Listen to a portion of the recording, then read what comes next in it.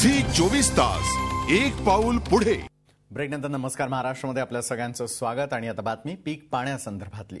चंद्रपूर जिल्ह्यामधील येवती गावामधल्या शेतकऱ्यांना मुरमाड जमिनीमध्ये पपईचं भरघोस पीक घेतलेलं आहे। पारंपरिक पिकं घेणाऱ्या शेतकऱ्याला पपईनं आर्थिक लाभ मिळवून दिला। अवघ्या 2 वर्षांमध्ये हा शेतकरी कर्जमुक्त झालाय।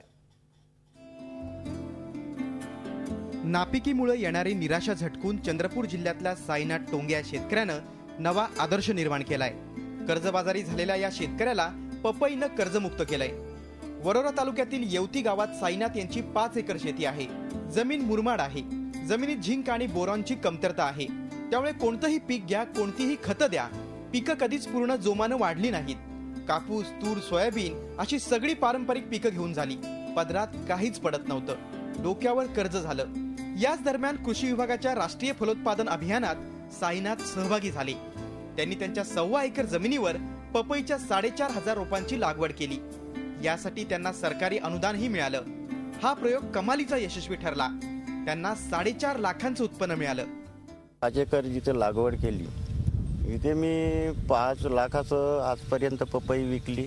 मागील जूनमध्ये लागवड केली आणि आता जवळपास 13 महिने झालेले आहे।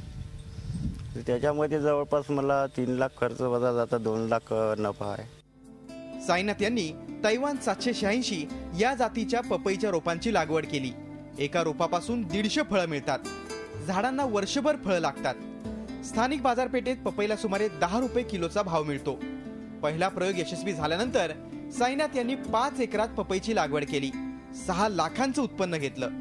लागवड आणि देखभाल खर्च वगळता 3 लाखांचा नफा झाला। तिसऱ्याची जमीन असल्यामुळे फार चांगलं उत्पन्न मिळालं आहे। एका शेतकऱ्यांना जवळजवळ एका हेक्टरला 2-2 लाख रुपये म्हणजे त्यांना उत्पन्न मिळालं। आणि पारंपरिक कापूस किंवा सोयाबीनमधून तेवढं मिळालं नसतं ना, तर त्याच्यामुळे यांचा फार फायदा झालेला आहे। वरोरा पंचक्रोशीतल्या अनेक शेतकऱ्यांनी आता नापीक जमिनीत पपईची लागवड केली आहे। बहुतांश शेतकऱ्यांचा हा प्रयोग यशस्वी झालाय।